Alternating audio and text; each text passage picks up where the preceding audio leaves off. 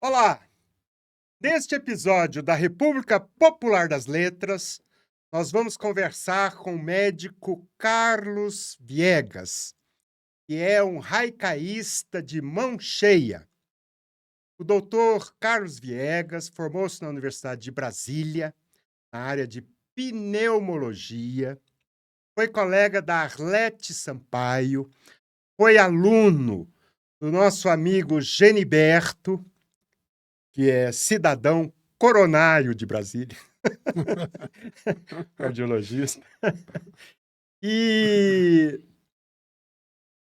Carlos, é um prazer imenso recebê-lo aqui. Você sabe que eu gostaria de ter conhecido você há vários anos por causa dos haikais. E não deu certo.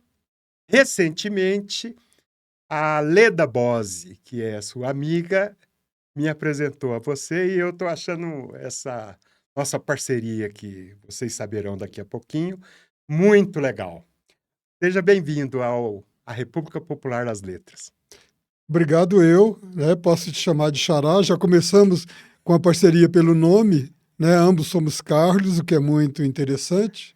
Eu agradeço muito essa oportunidade, porque é rara as oportunidades que nós temos de falar de haikai. Então, acho que assim, muito obrigado e vamos em frente. Então, o nosso encontro se deu porque nós resolvemos fazer esse ano no Cebinho a comemoração do Grande Sertão Veredas do João Guimarães Rosa. Que é em junho, a gente vai fazer ou dia 27 de junho, ou mais provavelmente no início de julho, no que eu chamei de Dei Adorim. Dei Adorim é uma brincadeira, porque lá no Cebinho a gente comemora também o Bloomsday, do Uhum. Ulisses. E aí o pessoal está gostando desse nome, etc. E, através da Leda Bose, ela me disse que você tinha todo o interesse de participar do Dei Adorim. E eu descobri, então, que você está lançando um livro, Haikais para Diadorim, em que botou em forma de haikais a saga do amor de Riobaldo pela Diadorim, né? Que é o centro da história do Grande Sertão Veredas, né? Sim, da história Da afetiva, né? aventura Vamos dizer assim. afetiva. Sim, É. sim. Uhum. Então é uma coisa assim genial que eu acho, porque você fez uma síntese desse amor proibido, né? Sim. E eu já pediria para a gente iniciar o programa que você recitasse alguns desses haikais Sim, com para prazer, Diadorim. com muito prazer. Eu acho que, assim, é um livro de amor, né? Como você disse, está falando de como que Riobaldo descreve o amor que ele sentia por Diadorim. Eu acho que, inclusive, assim, uma das formas mais bonitas de alguém descrever o amor, descrever o sentimento por outra pessoa, para além do gênero da outra pessoa, não é? Que é o que acontece especificamente no Grande Sertão Veredas. Ele, belo feroz, conhecia os caminhares de um amor oculto. Meu mais bem-querer, nós de olhos agarrados, um tempo instante. Legal. Eu estou lendo ao acaso, Aleatoriamente. exatamente. Não me negava estima, nem o valor dos seus olhos, o que brotava em mim. Nem me perturbava o vulto daquele afeto, com poderes segredos. Só para situar quem não leu o Grande Sertão Veredas, a gente deve comentar que o Riobaldo é um grande cangaceiro e acaba se apaixonando por um outro cangaceiro, que é o Reinaldo. Correto. E ele achou aquele negócio muito estranho, porque como é que homem gosta de homem? Sim. E só vai descobrir que o Reinaldo de Adorim era mulher depois que Ele ele morre. morre numa batalha, a batalha em que o Reobaldo vence o seu principal inimigo, Hermógenes, Sim. depois de ter feito um pacto com o diabo. Então tem gente que interpreta que a morte de Dadorim é o preço que ele teve que pagar para vencer o Hermógenes. Correto. E esse é o grande dilema da vida dele, né? Porque ele continua. O livro é um relato, né, do Riobaldo já com mais idade, já casado com Otacília. Tassília. Então, mas ele continua dizendo que o Diadorim foi o grande amor da vida dele, Mas né? não podia ser revelado, né? E, portanto, ele dizia que Diadorim Era é a minha neblina. exatamente. Diadorim ofuscava ele, porque colocava para ele o dilema, né, de um homem gostar de outro homem. Porque Diadorim, claro, não podia se revelar, porque o objetivo de Diadorim estar naquela jagunçagem era outro, né? Era vingar exatamente os assassinos do Do pai. pai, E isso. depois... Mas assim, eu tenho ideia também de que Diadorim é um mito, né? Porque nós não conseguimos saber em que momento e por que Maria Diodorina passou a se travestir, vamos dizer assim. Porque quando eles se encontram, quando os dois têm em torno de 12 anos de idade, Diadorim já se veste como um menino, né? Já tem atitudes mais masculinas, vamos dizer assim, né? Mais incisivas. Era fumante aquela época lá, quando foi escrito. Então, assim, é um mito nesse sentido que a gente não descobre. Por que Maria Deodorina se transforma travestiu de em Diadorim. Diadorim. É.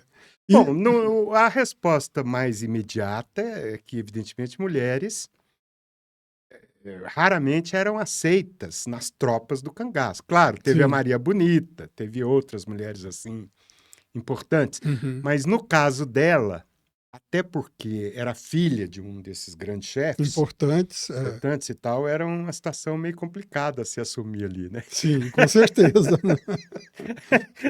E Leia mais alguns aí para nós, Carlos. vamos lá. Me chega um desejo que fica sobre as horas, companheiro amigo. Estava meu esmo, só era bom estar perto dos olhos luzidios. Desde esse dia, não deixei de me cuidar. Felicidadezinha, meu olhar de siso, virados um para o outro, e eu perturbado. Ótimo, excelente.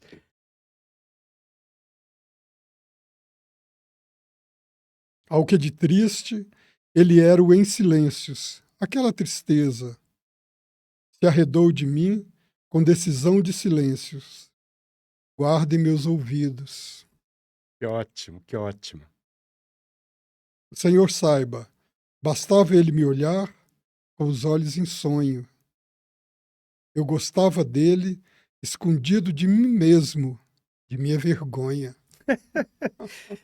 É, você está lançando esse livro em Belo Horizonte no dia 24, 27 de março, 27, sábado que vem. 27 de março. Isso, de amanhã a 8.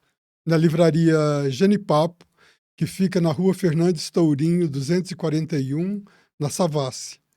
27 de março está sendo lançado, então, o livro Diadorim, que nós esperamos lançar aqui também no Sebinho e que fará parte do programa do nosso Day Adorim. Carlos, um livro anterior seu é os Haikais Transrosianos, Correto, perfeito. que também é baseado numa obra do Guimarães Rosa, o Magma, que foi um livro que ele publicou em 1936.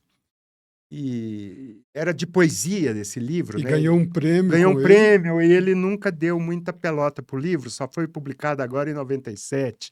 Sim, E verdade. o que o levou? Você é mineiro, Sou mineiro, graças a Deus. graças a Deus, mineiro do interior. Do interior, eu sou sertanejo.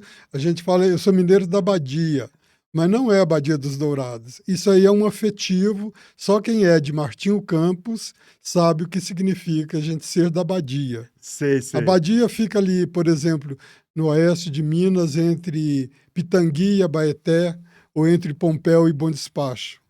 Sei. São as cidades mais referenciadas ali em torno da Badia. Então, essa cultura dos Gerais você já tem desde o berço, né? Sim, eu vivi nessa cidadezinha até os 14 anos de idade, portanto, eu acho que o sertão de Minas, né, que ali é a entrada do Cerrado, vindo para o oeste do país, aquilo ficou cravado em mim, né? Não tem como a gente. E nem quero, né? Perder esse viés sertanejo que eu vivi até os 14 anos, na beira do Rio São Francisco. Olha que Então, eu sou coisa, né? barranqueiro também até os 14 anos de idade. Eu cruzei muito São Francisco. Que genial. Bom, você já tinha me explicado que esses haikais transrosianos não foram baseados nos haikais, os poucos haikais que ele próprio escreveu na obra Magma. Correto. Você fez uma inspiração assim, digamos, frouxa, ou a obra como um Solta, todo, isso, solta, né? exato. Eu estava vendo aqui alguns dos haikais do próprio Rosa, que evidentemente deve também ter chamado muita sua atenção nessa sua trajetória de haikaísta. E aí tem um aqui que, aliás, você acha que é o mais interessante, e ele dava títulos, em geral não se dá título em haikais, mas Perfeito. o Rosa dava. Sim. Que é a imensidão, que ele diz assim: cheiro salgado de um cavalo suado, quem galopa no mar? Isso é muito lindo, né? O que eu gosto mais é o turismo sentimental, que ele diz assim: viajei toda a Ásia ao alisar o dorso da minha gata angorá. Ele é perfeito, né? Tem um outro aqui que é muito imagética também, né? Que é o Romance 2, que é assim: bem na frente de um retrato empoeirado, uma aliança esquecida. Mas aí você fez os haikais transrosianos. Vou ler alguns aqui,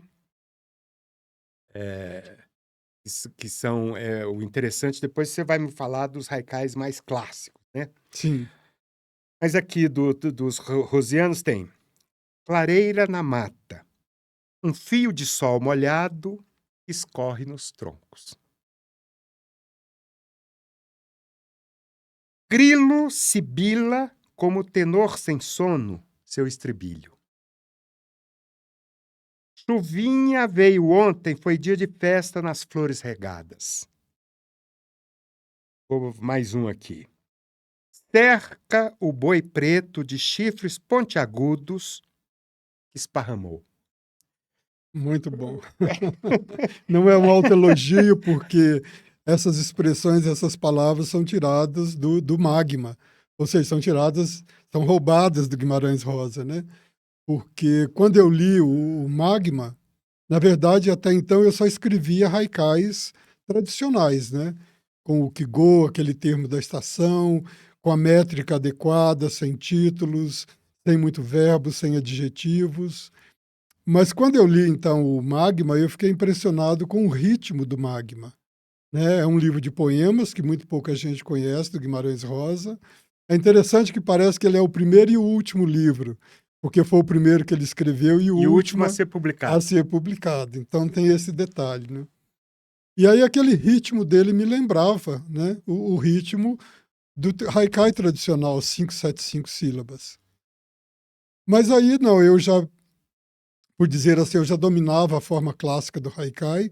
Digo dominava porque eu já tinha um aval de autores brasileiros importantes da atualidade. Eu falei, não, agora eu posso me soltar aqui dessas amarras japonesas e vamos voltar aqui lá para o sertão de Minas. Eu mantive na forma de tercetos, de 3 versos.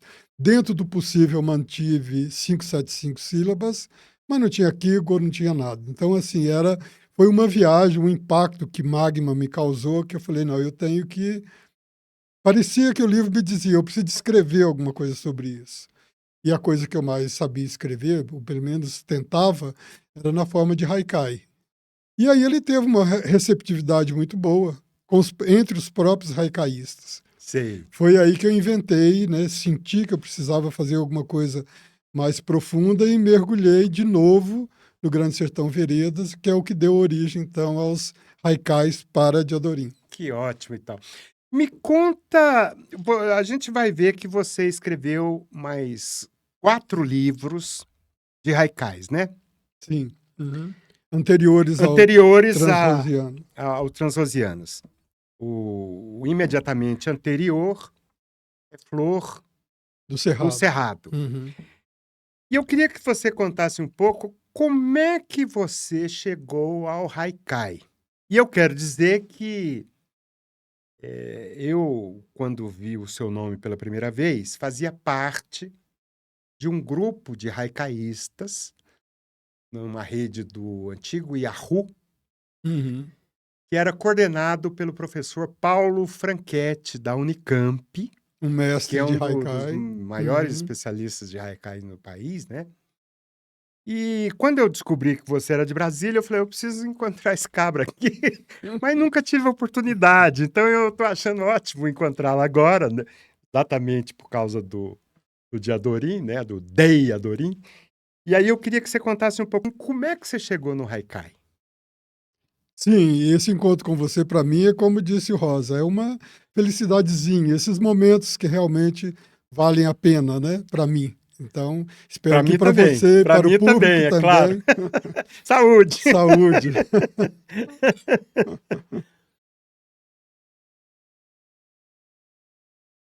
Então, a minha história com Haikai é uma história longa. Tempo.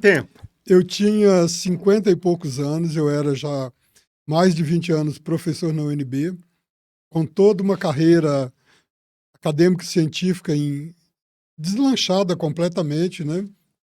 Eu me formei aqui na UNB, mas aí eu saí para fazer mestrado, doutorado, pós-doutorado e tudo aquilo que é exigido de um pretenso acadêmico. Então a minha vida estava indo muito bem, aos 50 e poucos anos, estava, né, na minha maturidade plena quando eu fui diagnosticado com câncer. Olha, E isso é um choque, porque é assim, você te faz o diagnóstico num dia, no outro dia você tem que esquecer tudo que você vinha fazendo, porque você tem que se tratar, tem que se cuidar, tem que se curar, se possível, né? Aí você esquece aluno, aula, pesquisa, publicações, congressos e tudo isso. Então isso é um choque muito grande. E aí eu, claro, fui formado na religião católica. só para eu situar, isso ocorreu em que ano? Isso foi em 2007. 2007, Em ok. 2008, no final do ano, em 2008 eu fui operado. Sei. E aí fiquei curado, tanto é que estamos aqui, estou feliz, né? Tudo bem. Mas você estava dizendo que tem uma formação católica. Sim, como a grande maioria dos brasileiros, embora eu não me considerasse católico, mas eu tive uma formação católica, né? Então, quando desse diagnóstico, você fica deprimido, você fica, tem que abrir mão de tudo, minha vida virou de cabeça para baixo. Aí eu procurei ajuda nas religiões, me deparei com alguém da Igreja Católica que foi me visitar em casa, eu estava bem antes da cirurgia, e eu já gostava dessa diversidade religiosa também. Eu tinha vários símbolos de outras religiões, todos numa estante em casa, que eu gostava de ficar olhando aquilo, pensando e tal. Então essa pessoa, representante da religião católica, foi lá, me pediu uma sacola, Era um padre. era um padre. Ele catou todos os símbolos que não fossem católicos, pegou tudo e disse: eu vou levar isso embora e vou jogar no lixo. É o Index Prohibitorum. Bom, com esse nome latim bonito, me provocou uma revolta muito grande, que eu queria ajuda e não queria uma agressão dentro da minha casa, né? Claro. Aí eu fui procurando coisas e de que forma, eu não sei exatamente, eu entrei no templo budista ali da 315 Sul. Era o monge Sato, excelente pessoa, que nós temos contato até hoje, embora ele não seja mais o regente do templo. Eu fui colega dele no secretariado do governo Cristóvão. Ah, então pronto. As pontas estão se fechando, né? Então, todo o meu respeito ao monge Sato, ele que me iniciou no budismo. Isso também está fazendo 15 anos, que eu nunca mais deixei o budismo. E quando eu estava para fazer a cirurgia, que eu ia ficar 30 dias de repouso, eu falei, vou comprar uns livros novos, né? sair daquelas coisas da medicina e vou ler coisas diferentes. Fui numa livraria, que eu não me lembro o nome, ali no centro, na rodoviária, não na rodoviária, mas nas proximidades ali, e por acaso caiu nas minhas mãos um livro de Tancas, que eu não tenho a menor ideia do que era. Hoje a gente sabe que Tanka é um poema de 31 sílabas, 57577. É um primo muito próximo do Haikai. E quando eu estava lendo aquilo, já no pós-operatório, eu falei, mas isso está muito parecido com umas coisas que eu gostava de escrever, aquelas coisas que a gente escreve para nós mesmos, né? E aí fui atrás do que era o Tanka, caí no Haikai e comecei então a participar, talvez nessa época com o professor Paulo Franchetti nesse grupo, Teruko Oda, também em São Paulo, e outros que eu não vou citar o nome, porque são muitos, né, com os quais eu aprendi. E assim eu comecei a escrever Haikai clássico tradicional, como você já colocou algumas coisas. Não tem título, não tem rima, tem uma métrica rígida, né? Tem poucos verbos, não usa adjetivo, metáfora, dentro do possível. E com isso, então, eu publiquei os 4 livros de Haikai clássicos, tradicionais, da forma japonesa, mas, claro, com os kigos, que são os termos da estação brasileiros. E aí foi aquela história que depois desses 4 livros eu li Magma e aí eu precisei soltar todas as amarras, né, com essa rigidez nipônica.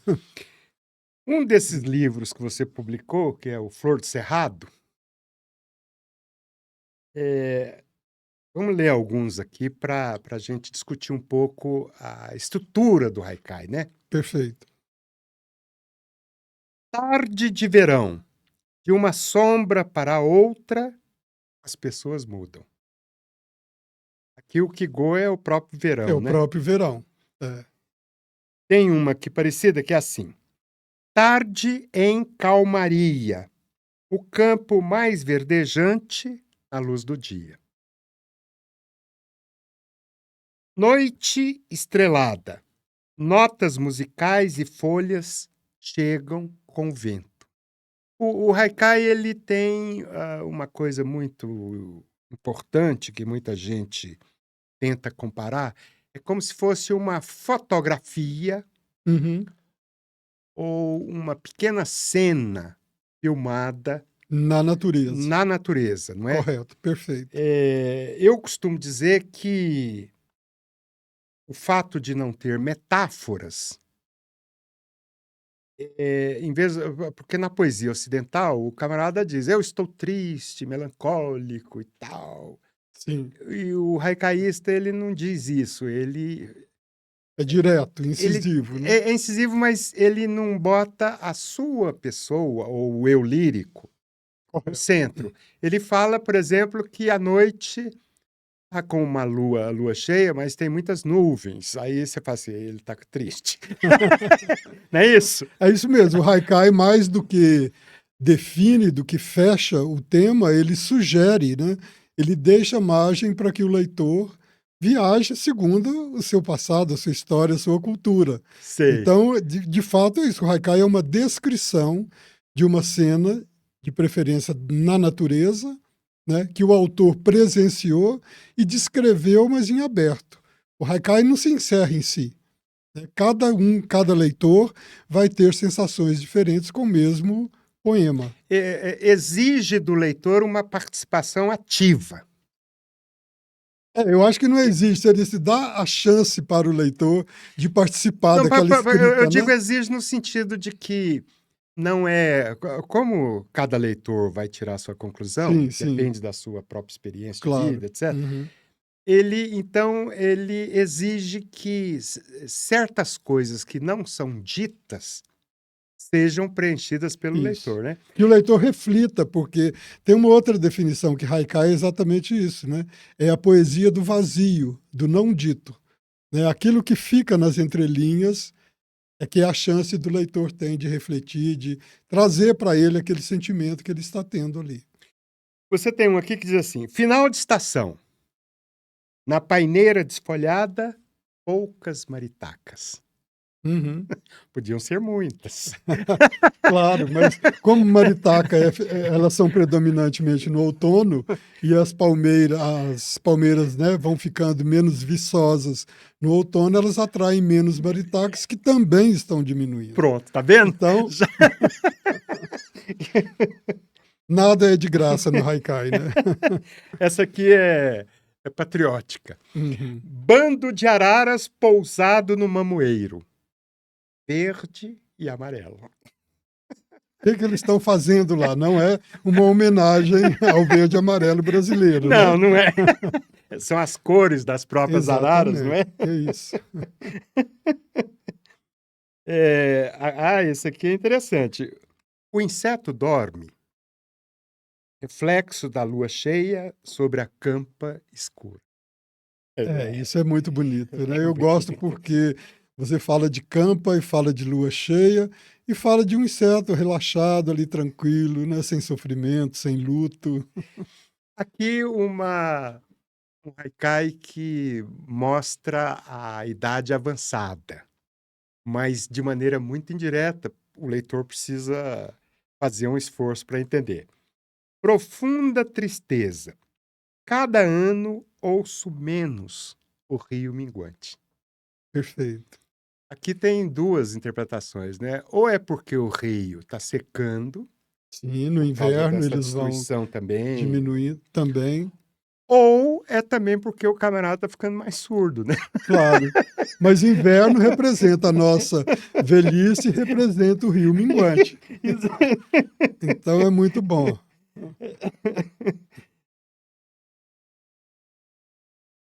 No único salto, o gato sobe na mesa. Uhum. Salada de Salada de atum, atum. Tem um motivo, né? claro. O que é o haikai? Eu queria que você estudou isso profundamente.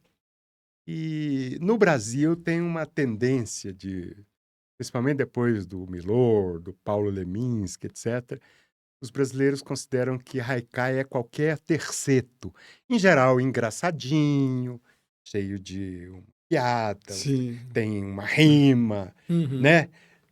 O que é o haikai para você? O haikai, para mim, eu assim, claro, com toda a licença, eu vou me permitir discordar de que Milor e a maioria dos poemas de Leminski sejam haikais, né?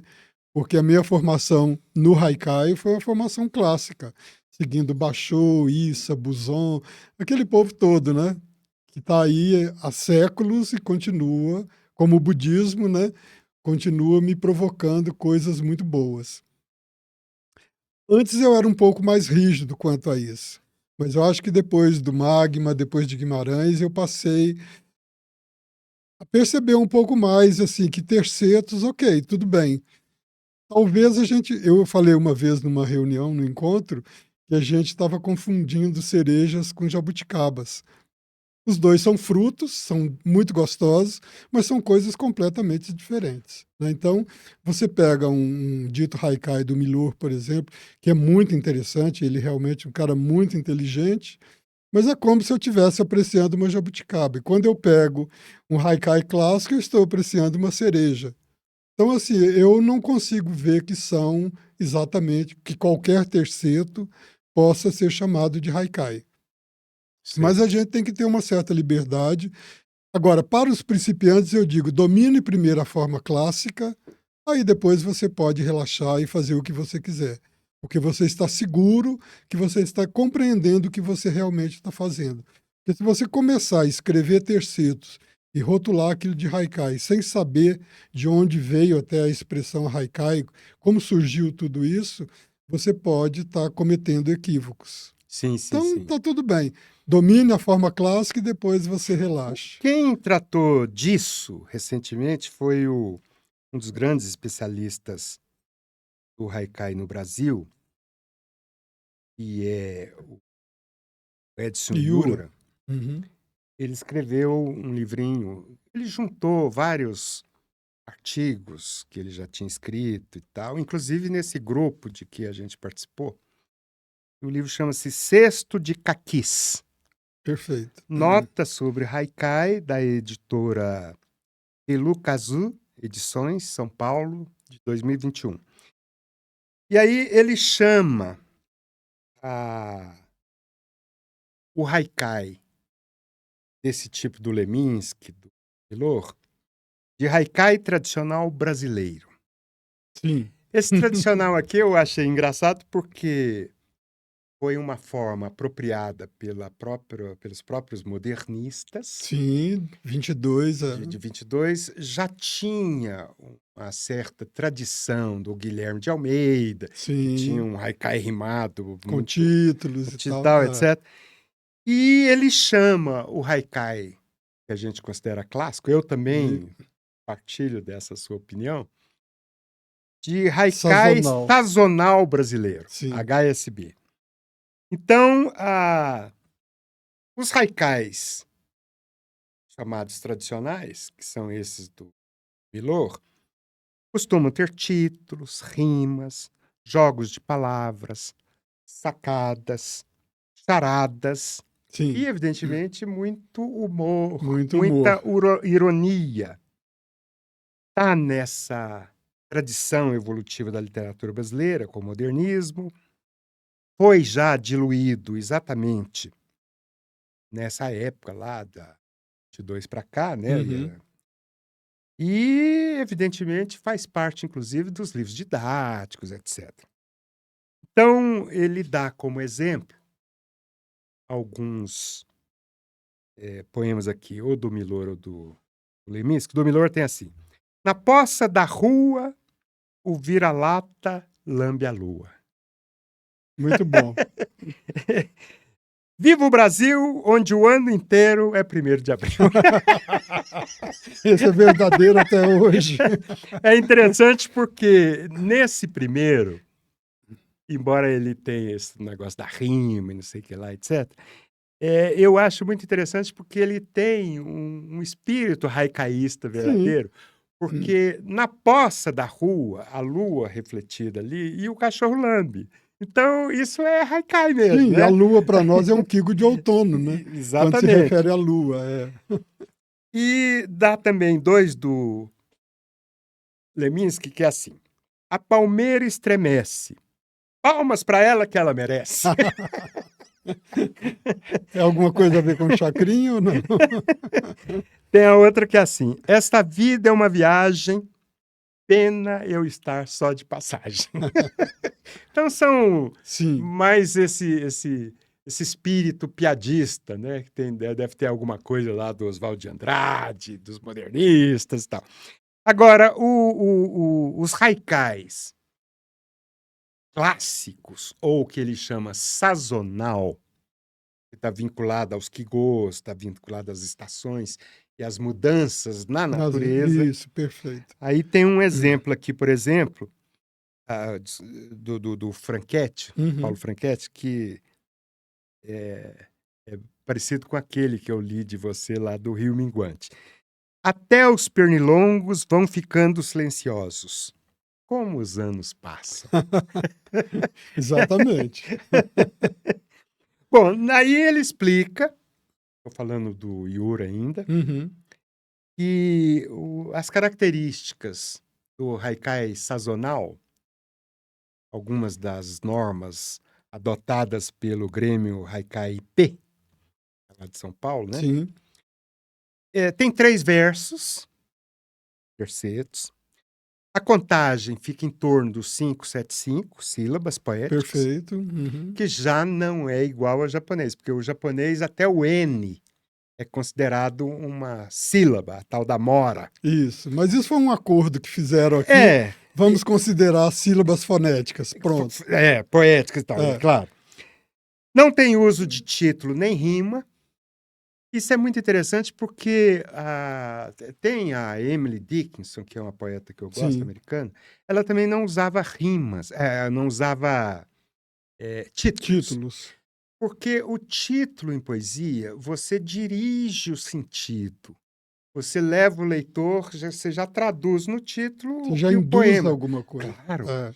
Então, se você não bota título, isso fica mais rico, Fica em porque aberto. fica É. em aberto, não é? Uhum. Eu acho que o haikai, ele próprio é um título. Sim, ele próprio Não é? ele se anunciando já é Ele está ele, né? anunciando, então dispensa. Tem o uso de palavras de estação Sim, brasileiras. Eu tenho aqui uma coisa sobre esse negócio do Kigo em Brasília. Desde que a Missão Cruz fez o estudo aqui do quadrilátero sim, mil Cruz, oitocentos e alguma coisa. 1870 e pouco. Aham, Eles fizeram o acampamento aqui, se não me engano, em 1871, sim. Já pensando na na capital, né? capital. Porque a capital já vinha essa disposição desde do José Bonifácio e tal, né? Sim. Então, tinha essa ideia já. E a primeira Constituição da República já previa a mudança da capital, etc. Uhum. Mas então ele veio aqui, ele fazia os estudos aqui da vazão dos rios, clima, a composição do solo, etc, etc. E uma coisa muito interessante que a gente lê lá é que ele descreve com muita precisão o regime das chuvas e da seca em Brasília. São 6 meses de cada lado, com pequenas variações. E aí, eu, pessoalmente, eu nunca consegui, porque eu sou aqui de perto, de Anápolis, Sim, é praticamente o mesmo clima, né? e aí eu jamais consegui entender as estações do ano. Uhum. Nunca. Primavera. Eu ajudei lá na escola a fazer os jogos da primavera. Mas o que é primavera? Verão. O que é verão? Inverno. Inverno, eu sei do inverno quando tinha invernada, Sim, aquelas chuvas longas e que não tal, né? parava Que não nunca. parava nunca, mofava as roupas e tal, então a gente chamava aquele de invernada. Claro que tinha o veranico de janeiro, Sim, alguns dias, que faz tem um um sol de calorão. lascar Uhum. em janeiro, e aí queima a lavoura toda e tal, né? Sim, Tem o livro, esse é um título de livro do Bernardo Ellis, né? Então eu nunca consegui entender esse negócio as das estações aqui no estações. Cerrado. A única vez que eu tive uma sensação de primavera foi quando eu ouvi pela primeira vez a gravação do Sacre du Printemps, Uhum. do Stravinsky, regido por um maestro francês. E aí tinha na capa uma ilustração assim muito interessante de explosão de cores assim. Aí eu falei, bom, pode ser isso. Então eu fico discutindo assim, será que em Brasília ou em outros lugares onde não há essa separação visual, etc., das estações, a gente não teria que adaptar os quigôs para a nossa realidade? Porque aqui só tem duas, ou é a chuva ou é seca. Eu não, você tocou num ponto que eu me permito discordar de você. Concordo que são bem, assim, de uma forma mais grosseira, digamos assim, é a seca ou é a época chuvosa. Mas, por exemplo, há uma semana, 4 dias atrás, o clima em Brasília mudou completamente. Né? Nós já estamos de manhã cedo, 6, 7 horas, já tem uma brisa mais fresca, o sol não está tão mais quente, o céu já não tem aquele azul mais tão desbotado, que é o azul do verão. Claro que isso não acontece de um dia para o outro, embora dia 20 agora nós vamos falar do equinócio de outono, que é muito importante por questões de agricultura e outras coisas, mas assim, a gente vê que o calor, os períodos de muito calor está diminuindo, de horas de calor, e está sendo chegado uma outra aragem aqui para nós. Um vento com uma outra sensação. Então, isso não tem dúvidas. Mas, Todo mundo lá reclamando, está ficando resfriado, porque essa quebra, né? Conviver com o quente e com o frio, entre aspas, ao mesmo tempo. mas E, veja, as chuvas não só sim, continuam muito bravas nesses últimos dias, e nessa toada eu acho que vai ocorrer o que sempre ocorreu normalmente, que é a gente ter chuva até o início de maio. Um pouquinho final de abril, às vezes dá um intervalo, e aí vem a chuva de São José lá em maio, no dia 9 e tal, que é o que sim. Brasília sempre viveu. Mas se a Então, gente olhar um pouco mais atento, eu acho que a gente percebe nas folhagens, nos por pássaros. exemplo, Andorinha, por exemplo. Elas estão presentes praticamente o ano todo aqui em Brasília. Mas na época da primavera elas estão muito mais frequentes. Tem um haikai nesse livro aí que o Francisco Randa gostou muito e ele, né, Francisco Randa é um outro mestre, ele é budista, professor do Zen, e ele chamou a atenção desse haikai aqui.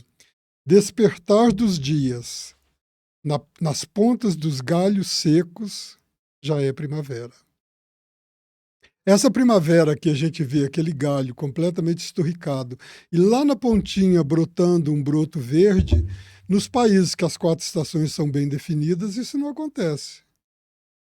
Não é? Então aqui é uma coisa bem típica do Cerrado. Você olha, você passa de carro e tal, você vê, tá tudo seco ainda. Mas se você olhar atentamente, antes de surgir aquele monte de flores, de folhas de um verde muito mais claro, as folhas jovens, lá na ponta dos galhos já tem um broto surgindo, que é um sinal de primavera. A primavera aqui é de quando a quanto? Mais ou menos 20 de setembro. 23 de setembro a 22 de dezembro. Dezembro, é. Por exemplo, o ipê amarelo, que evidentemente é um dos símbolos nacionais e também um elemento dos mais utilizados haicaístas. Sim. Ele floresce aqui em agosto. Ele floresce no inverno. E de São Paulo para baixo ele é considerado um quigo de primavera. É. Sim, mas né, são coisas assim. Eu tinha um amigo que comprou uma casa e lá tinha uns pés de ipê. E ele adorava ipê, como todo mundo. E aí o ipê dele não florescia. Uhum. Aí ele achou aquele negócio estranho, num ano não veio, no outro não veio. Ele falou, o que está acontecendo? Aí ele chamou um especialista, um cara um agrônomo lá e tal, para ver o que estava acontecendo, né? Aí o cara ficou pesquisando, olhando, viu ali a condição das plantas, e aí perguntou a ele, disse assim, como é que você cuida dessas árvores? Eu aguo toda semana. Aí falou, pois é, você não pode aguar ipê durante a seca, porque a floração é uma resposta à seca. Exatamente. Então ele ficava verdinho, mas não tinha flor. Não tinha flor. Aliás, me lembrei, temos ipê verde aqui em Brasília, né? Temos. O ipê aqui, assim, nós começamos com a temporada dos ipês amarelos. Em seguida vem o ipê rosa, que algumas pessoas chamam roxo. E depois vem o branco. O branco, que é o mais raro, né? Que é o mais raro. Ali naquela pista embaixo da catedral, sim, tem muitas. Todos ali são brancos. Todos são brancos. Então, você é um observador da natureza, aí, tá vendo? Claro. Você diz que não tem estações em Brasília. Eu digo que não tem porque eu só vejo duas. Só sim, duas. Não, tudo bem, nós não vamos brigar por isso. Eu vejo, por exemplo, tem as paineiras lá da 405 Norte. Sim, que são do outono. Tão impressionante. Os flamboyantes no chão. Que as painas, né? Ela fica um tapete, assim, branco. Tanta paina. Não lembra uma nevada? Quando você vê de longe, assim? Lembra a nevada. Muito lindo, é. Mas continuando aqui, além da questão do Kigo, o haikai sazonal, que é o clássico, ele também faz um culto à modéstia, tem uma linguagem simples e objetiva, então evita-se o linguajar dito poético. É claro que no modernismo esse negócio já tinha sido caído um pouco, né? Repúdio ao sentimentalismo. Sim, a pieguice. A pieguice, que eu acho que é uma das coisas, dos valores mais altos do haikai, é isso, porque, inclusive nos nossos tempos, né, tem um monte de poetas modernistas e tal, e cultivam muito a pieguice, o sentimento. Ai, minha vida, sim. Ai, que horror. E, por exemplo, aquela turma do Jack Kerouac, que também fazia haikai. Fazia haikai clássico também. O Allen Ginsberg. Também, essa turma, muito sentimentalismo. Né? É um negócio tremendo, assim. Então, eu acho isso... Então, mas essa coisa do haikai ser aparentemente frio, né, porque não tem esse sentimentalismo, eu acho que isso vem também do budismo, porque é uma forma de você olhar a vida como ela é. Ah, Não tem isso, nada bom nem ruim, as coisas são como são, né. eu queria entrar nesse aspecto aí do Sim. budismo. Antes, lembrando mais dois elementos adotados ali no Grêmio Haikai B, que é o repúdio à metáfora, Uhum. que como você vai escrever a natureza, você tenta ser objetivo, digamos assim, fotograficamente, né? Perfeito. E tem uma coisa extremamente relevante, e essa é da tradição lá do Basho, que é a prática coletiva, Uhum. que muitas vezes numa mesa em que se junta alguns haikai-istas, o cara escreve e o outro corrige, troca ideias, então no final sai uma. Isso é uma coisa também que eu acho muito legal, Que muito legal. nós perdemos, né. Que a gente perdeu, né? A gente fazia o renga, não sei se você Eu participou. lembro É, que a gente, ele dá o mote e você isso. continua. Uma pessoa faz um terceto, a outra faz o Do, 7/7, outro isso, faz o terceto, vem de novo dístico. o dístico Terceto e vai dístico. alternando as pessoas também. É isso Exatamente. que é interessante, né, Exatamente. você Faz um fio, né? isso, exatamente. É, o Renga é uma coisa muito interessante. Mas vamos entrar na questão do budismo. Pelo que eu entendi, você, com aquela decepção lá do padre católico, acabou migrando para o templo lá do Sato, Isso, da exatamente. 315 Sul, Uhum. e incorporou a sua leitura, a sua vivência, para combater aí essa situação de saúde, o budismo. E Perfeito. como é que juntou, então, o Haikai com o budismo? É, o Haikai com o budismo tem muito que ver, porque o que a gente chama de o papa do haikaísta, que é o Basho, ele não era monge, mas era um praticante importante do Zen budismo. Né? O budismo, em geral, é uma religião, ou um modo de vida, uma filosofia, como você quiser, que tem como base a contemplação, né? A reflexão. E o Basho, por exemplo, ele era um andarilho. Então, quando você está caminhando ou quando você está na natureza, você precisa de refletir o que você está vendo. E o budismo fala exatamente isso. Também uma outra base do budismo é você não julgar os fatos que acontecem com você na sua vida. Ah, isso é bom, eu vou me apegar. Isso eu não gosto, eu quero que acabe logo. Isso é a causa do nosso sofrimento. Porque a gente deve procurar ver o que nos acontece de uma forma distanciada, porque aquilo aconteceu porque existiram causas e condições que levaram aquilo a acontecer. Então não é pelo fato de você gostar ou não gostar que vai acontecer ou não. Então isso a gente chama de observar a vida como ela é. E quando você fala isso, principalmente lá para os iniciantes do budismo, eles acham, ah, mas como? Você não tem sentimento, não pode ter raiva, não pode gostar disso, daquilo, não pode ter desejo? Não, ao contrário, a gente continua sendo humano. Né? Eu continuo gostando de vinho, eu continuo tendo raiva de algumas coisas, né? Muito recente, coisas que aconteceram no país. Agora, o que eu não posso é fazer disso o motivo da minha vida. Eu não posso me apegar. Se eu tomar 2 garrafas de vinho no mesmo momento, eu vou ter consequências disso. Se eu pegar e provocar uma luta armada por alguma coisa que eu não gostei, eu vou ter consequências. Então eu tenho que passar a compreender os fatos da nossa vida como eles de fato são, né? Sem esse, voltando para a poesia, sem esse sentimentalismo que desvia o foco daquilo que eu estou querendo dizer.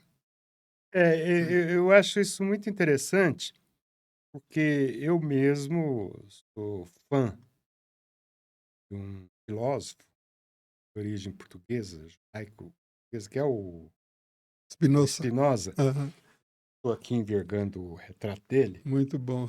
E uma coisa muito interessante do Spinoza é isso, ele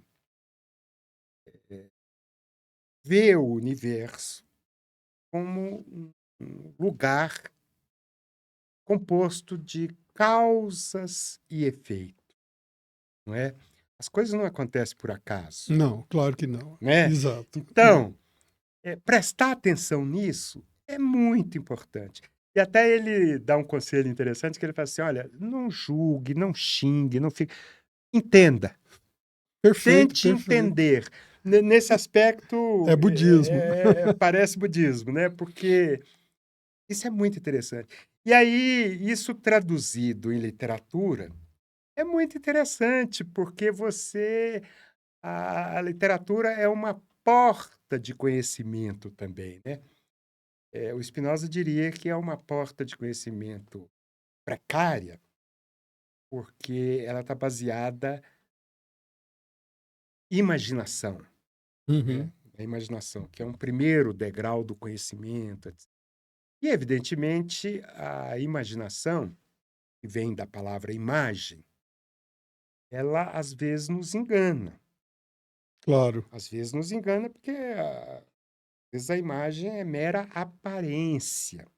Quando você olha para o céu e vê o sol, você, na primeira vez, você fala, não, o sol é do tamanho de uma bola de futebol, né? Exatamente. E ele anda do leste para o Pro oeste e oeste. tal, a gente sente que ele está andando, etc. Porém, isso é imagético, isso é imaginativo. Depois você vai ver, Compreendendo, compreender que, de fato, o Sol não anda não é porra bem assim. nenhuma, que a Terra é redonda, Sim, gira em torno do Sol, que é um outro grau, que é a da exatamente. razão, né? Então eu acho isso muito interessante em termos do Haikai, porque o Haikai é muito objetivo nesse sentido. Sim, Ele, embora, evidentemente, tenha esse aspecto da imaginação, que a gente vê o valor muito importante da nossa claro. vivência, Uhum. ele é isso mesmo. E aí é interessante que você, então, você pratica o Haikai com os valores do budismo. Eu acho que não tem um com o outro, né? Eles se interagem, né? Eles se conversam muito intimamente uma coisa com a outra. Sei. Então, eu acho que por isso facilitou também essa minha escrita do haikai tradicional, ou haikai sazonal, vamos dizer assim. Ô, Carlos, Hum. o budismo ele tem várias correntes. Várias, inúmeras. Nós estamos falando do Basho, que tinha a corrente do Zen Sim. budismo, não é?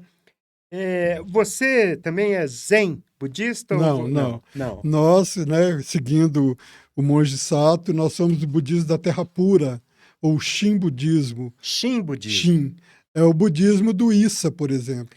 Issa Kobayashi, ele era seguidor do Terra Pura, que é um dos grandes um dos haikaístas. grandes haikai-istas. Eu acho que o grande diferencial do budismo da Terra Pura, e talvez eu tenha me identificado mais nele, porque ele sai daquele budismo que tinha um professor que chamava o budismo ensimesmado, né? Aquilo que você olha para o seu umbigo e está procurando cuidar de você mesmo, como se seu entorno não existisse. O Sei, budismo da Terra Pura ele é exatamente o contrário. É o que a gente chama de budismo engajado, né? É uma compreensão de que não só eu tenho que me despertar, mas todo o meu entorno, e eu tenho que fazer alguma coisa para que esse entorno se desperte. sei, E sei, sei. despertar não é nada iluminar, sair irradiando luz dourada, não é isso. É você começar a compreender a vida como ela é, né? Sei. Então esse budismo engajado, ele fala mais de ética, né, para com você mesmo e para com o outro.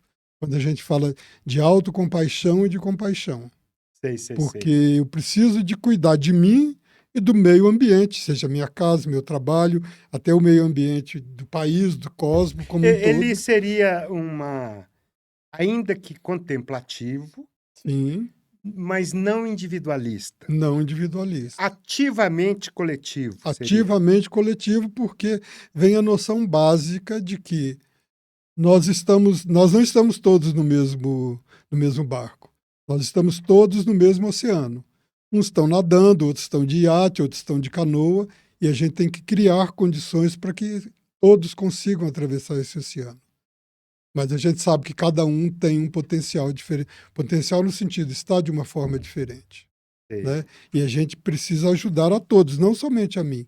É muito cômodo, aí vai uma crítica. É muito fácil para mim ficar sentado no meu quarto, numa cadeira confortável, uma musiquinha bonita de fundo, meditando e tal. Ok, mas quem pode fazer isso? São O poucas mundo está pessoas. derretendo à sua volta e você está ali. Então, Exatamente, exatamente. essa é a diferença do Terra Pura, que eu acho que por isso o Monge Sato, né, incorporou tão bem essa escola e seus seguidores todos também, por causa desse viés aí. O Sato aposentou-se, né? Sim, o Digamos assim. Sato aposentou, ele não é mais um monge regente, mas continua ativo, com certeza. Sim, sim. Ô, Carlos, e você? Você continua. Como é que é seu regime de trabalho assim? Você está aposentado, não é mais professor de medicina, mas parece que ainda dá pareceres em Sim, algumas questões aí na pneumologia, né? eu fui aposentado, né, por aquele diagnóstico que a gente já comentou aqui, mas aí eu dou laudo em polissonografia. A polissonografia, Que é aquele exame de sono que hoje está tão na moda de ronco, apneia, insônia, bruxismo. bruxismo, essas coisas, né? Porque o sono é muito interessante, né? Que se achava que o sono era uma atividade quase nenhuma quando a gente dormia, alguma coisa muito parecida com a morte, e é tudo o contrário, né? O sono é um momento ativíssimo e muito importante da nossa vida. Por isso tem que ter qualidade, tem que ter quantidade, Está etc. diretamente ligado à qualidade da memória, não é isso? Também da memória. Na verdade, o funcionamento do organismo como um todo, né? Secreção hormonal e N coisas acontecem durante o sono. Por isso ele é importante. Você sabe que uma coisa que eu acho genial eu tenho para mim que, obviamente, a nossa espécie, é apenas uma parte da natureza. Sim. E nós compartilhamos, não só com os primos mais próximos, com os primatas como gorila, chimpanzé, bonobo, orangotango, Uhum. etc. Mas a gente partilha muita coisa com outros bichos e com as plantas, etc, etc. Claro. Uhum. E esses dias eu li um artigo que eu fiquei assim, eu achei muito interessante. Estavam fazendo pesquisa com aranhas. E a pesquisadora, observando a aranha, lançou a hipótese de que a aranha estava sonhando, Uhum. porque ela tinha movimentos do olho que são observados no sono da gente, movimentos REM. Rápidos oculares, é. É. E aí ela falou: a aranha está sonhando. E aí fez um artigo sobre isso. Eu falei, mas que coisa absolutamente genial. É impressionante, né? Coisa absolutamente É. genial. Depois eu li um outro artigo sobre uma abelha, daquelas abelhas solitárias lá dos Estados Unidos, Sim. Bumblebee, que estava brincando com uma bolinha. E aí eles, observando aquele bicho, eles falaram, aqui não tem motivo para ela estar fazendo isso. Isso aqui é lúdico. Não Aham. tem nenhum motivo de sobrevivência, nada disso. Aqui ela tá que nem um gato brinca com bola, Correto. a abelha ali estava fazendo também. Isso é muito interessante, né? Eu acho que, na verdade, a gente sabe muito pouco da natureza, né? Nem do nosso funcionamento cerebral a gente sabe nem a metade, imagina do resto dos bichos, né? Essas coisas todas. Ainda muito a gente vai ouvir falar de tudo isso, com Que certeza. coisa interessante, né? O budismo tem uma porta muito aberta para essas questões, né? Para a questão do cosmos, né? A gente acha que assim, nós integramos, né? De uma forma muito ativa, mais do que a gente pensa. Ah, a floresta está para lá, não tem nada que ver com aquilo. Não, não é bem assim. Nós integramos isso e todas as nossas ações têm consequências, sim, no todo. Eu Isso é costumo dizer importante, que nós né? carregamos uma floresta, por exemplo, no intestino. Ah, sim.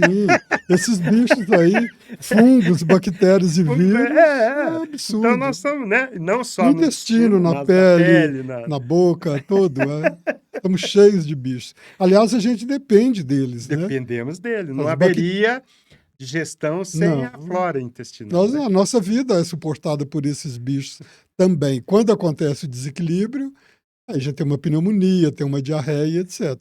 Mas de uma forma equilibrada, saudável, a gente depende deles. Olha, Vivemos em simbiose, não só com esses bichos microscópicos, mas com o todo. Você pretende continuar escrevendo haikais? Já tem algum outro projeto? Isso, na verdade, está sendo um problema para mim, porque eu estou escrevendo um outro. Eu vou até adiantar em primeira mão para você o nome dele.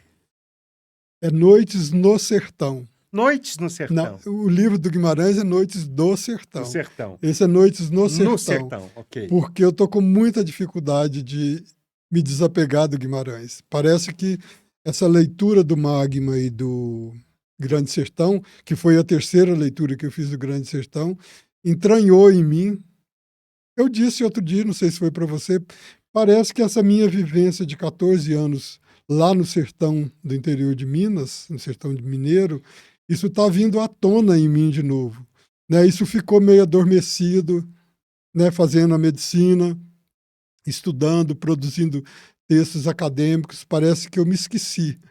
E agora parece que está vindo tudo outra vez. E eu então, estou com esse projeto, que é de haikais sazonais brasileiros, mas que está extremamente marcado ainda por Guimarães Rosa. Que Mas ele vai coisa, sair. que coisa, gente. Você tem uma ideia de quando poderia lançar? Pretendo no final desse ano. Final do ano já. É, Que ótimo, vamos ver, esperamos que sim. que ótimo.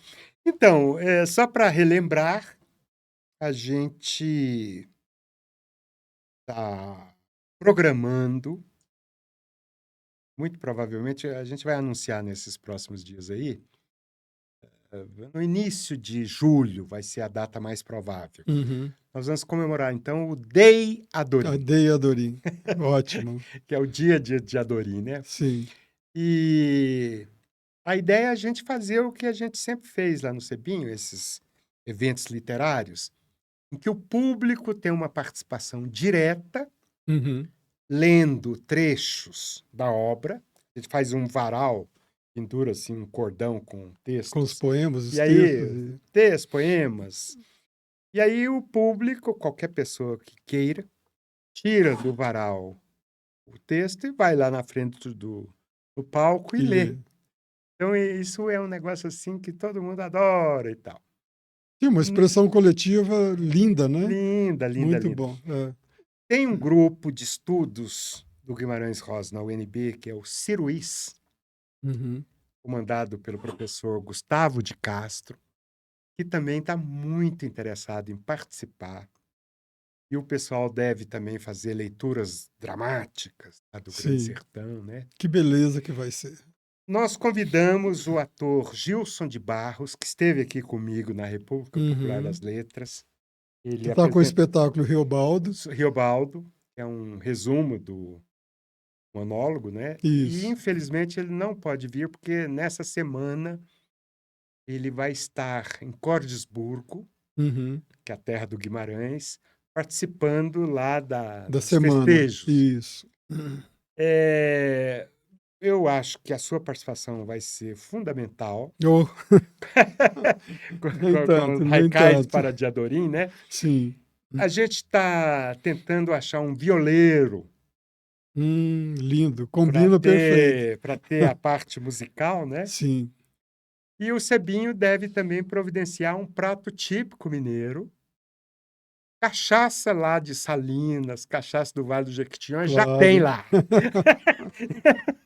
Então vai ser uma festa assim muito legal, que o Guimarães é um patrimônio nacional muito importante, né? Sim, com certeza. Ele é fundamental, né, eu acho. Não porque Fundamental. eu sou mineiro, mas, por exemplo, tem uma australiana que vive no Brasil já há um tempo.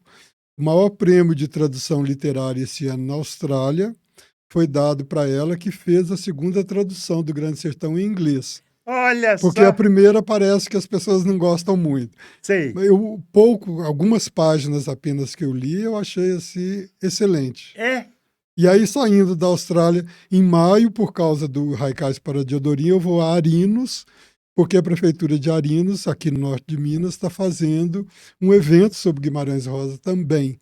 Então, a gente precisa celebrar esse autor, que ele é a claro, nossa ele é alma, né? universal, né? Vamos usar essa expressão um pouco... Claro, Mas, claro, não, ele é o sim, nosso É o nosso Goethe. Sim, com certeza. Eu acho Não pelo pacto só, né? não Mas. só pelo não, não, não é. Ele dizia que o Goethe é da roça, e ele também. E ele Ele falou: também. "E a gente que é da roça, a gente tem uma visão de mundo diferente". No mínimo universal, né? É, que é universal. Então, ele não se considerava um cara da cidade, né, da metrópole. Sim. É um sujeito do interior, um cara que Embora fosse letrado, intelectual e não, tudo, ele né? Que falava é 8 isso. Sim. línguas, né, e isso é um negócio, assim, incrível. Uma coisa no Diadorim que a gente está pensando, de Diadorim que estamos pensando, é o seguinte, no livro Ave Palavra, Uhum. tem ali umas visitas que o Guimarães fez a alguns zoológicos, aquários, etc. E aí ele vê aquela bicharada e tal e faz algumas observações que são excelentes. E aí a gente pensou em botar uma meninada lá, meninos pequenos mesmo, Sim. com lápis de cor e papel, para fazer uma obra, talvez coletiva, sobre essas frases que o Guimarães foi. Por exemplo, ele fala do elefante, ele falou assim que o elefante sabe onde tem o nariz. Muito bom. Aham. Tem uma que eu pretendo transformar numa camiseta. Ele fala assim: a pantera negra, cadê as estrelas? Não é Muito genial? bom. É, Não é é genial? coisa de gênio, não tenho dúvida. Então, É, isso sim. é um. A gente deve explorar isso. E aí, dando certo essa primeira edição, a gente pretende continuar fazendo todo ano, Nossa, eu né? vou ficar muito honrado de participar, com certeza. Porque, claro, não preciso de falar o tanto que eu amo e respeito o Guimarães, né? Guimarães Qualquer Rosa. coisa por ele vale. Coisa de mineiro. Muito bom. Eu também tenho esse lastro, porque eu sou aqui da região de Anápolis, Sim. e é, região também de boi, e que faz parte desses Gerais, Sim, sim, né? Com o nosso sotaque caipira, né? claro. O Zé Bebelo veio para Goiás, Veio para né? Goiás, né? Claro. Ele foi exilado, né? Foi exilado em Goiás. Isso, exatamente. E, então, você sabe que em Anápolis, quando eu tinha 16 anos, tanto 72, 73, eu ajudei lá em Anápolis a fundar um museu histórico. Uhum. Esse museu ele foi feito numa casa colonial, morou lá um dos primeiros administradores da cidade, prefeitos, o Zé Batista, Zeca Batista, e eram de famílias que vieram de Pirinópolis, né, e a cidade foi erigida em torno da uma igrejinha lá de Santana e tal. Uhum. O córrego que passa lá é o Córrego das Antas, Córrego das Antas. e aí chamava Santana das Antas e tal. E uma coisa muito interessante que a gente percebeu ali no museu foi fazer entrevistas com alguns velhinhos que ainda estavam por ali e que haviam participado desse crescimento da Que tinha cidade, alguma memória de daquela alguma memória. época aí. E aí um dia nós entrevistamos, esse negócio está lá registrado. Um senhor tinha ajudado a construir essa casa do Zeca Batista. Uhum. A casa é uma casa colonial e embaixo, assim, esteio dela, tinha uma aroeira, eu acho que de 12 metros. Você pode ver indo assim, por baixo da casa do porão, assim, Sim. você vê esse negócio. E aí a gente levou o velhinho para lá e fomos discutir com ele, como é que ele fez aquilo, etc. E ele contou que era empregado de um fazendeiro, de um coronel daqueles. Sim. E uma das Hum. tarefas que ele recebia era caçar pessoas, homens, que por alguma razão tinha tido algum entrevero com o coronel. Ah, E aí a gente perguntou, mas o que vocês faziam com ela? com A gente essas matava. pessoas. Nós íamos caçar os Aham. caras. Meu Deus do céu. E como é que você prestava contas dessas? Depois, né? A gente trazia uma fieira de orelha, salgada. Putz. Realmente. Eles matavam o sujeito, Pra cortava a provar orelha e que... para provar, botava numa fieira. Essas fieiras feito de cipó de imbira. Sim. Eu falei, que coisa impressionante, né? Eu já estou pensando que cortaria a orelha, levaria a orelha e soltaria a pessoa, vai embora daqui. Né, mas eles pregavam Não, com fogo com a certeza, gaúcha. claro. Então, essa história do cangaço Sim, sim. não é nada assim mitológico. Claro que tem a mitologia, mas é baseada Em em reais. fatos que ocorreram, né? Sim, sim. O senhor Pereira, que criou o grupo herdado pelo Lampião, ele se aposentou do cangaço e veio para Minas. Uhum. Veio para Minas. Ele morreu na década de 70. Aham. Tem gente que está escrevendo essa história. Muito interessante. Ele veio Aham. lá de Pernambuco, lá do tal, passou o grupo pro Lampião e veio para E cá. veio para Minas. Muito bom. Carlos, então, eu fico muito satisfeito de ter conversado com você sobre o Haikai e sobre Guimarães Rosa. Haikais para Diadorim.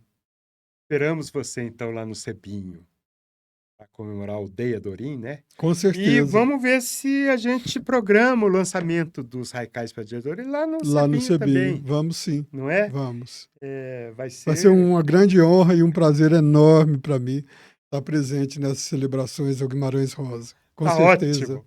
Muito obrigado. Legal. Obrigado. Gente, terminamos assim mais um episódio da República Popular das Letras. Eu peço que vocês deem os likes de praxe e se inscrevam no canal para que a gente possa continuar com esse programa. Muito obrigado!